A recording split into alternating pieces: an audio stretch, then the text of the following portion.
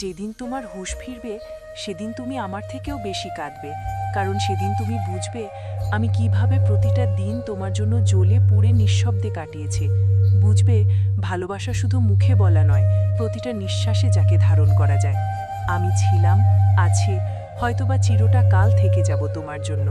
যদি একটুখানি তুমি আমাদের অতীতের দিকে তাকাতে, আমাদের সুন্দর সম্পর্কের দিকে তাকাতে, তোমার আমার ভালোবাসার দিকে তাকাতে। তোমার একটা ভুল সিদ্ধান্ত আজ আমাদের এই পর্যায়ে আনতো না। তুমি ভুলে গিয়েছিলে আমি মানুষ, আর কষ্ট হয় আমার, অনুভব হয়, আমিও ভেঙে পড়ি। আমি শক্ত ছিলাম কারণ তোমাকে ভাগতে দিতে চাইনি, কিন্তু একসময় শক্ত মানুষ ক্লান্ত হয়ে যায়। যখন আমি একদম চুপচাপ হয়ে গেলাম, সেটা ছিল আমার সবথেকে বড় চিৎকার।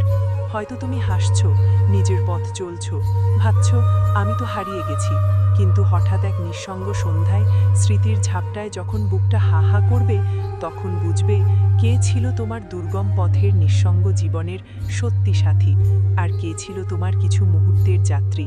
তখন তুমি আমার নামটা নিতে সাহস পাবে না, কারণ তোমার চোখের পানিতে আমার সেই নামটা ভেসে যাবে।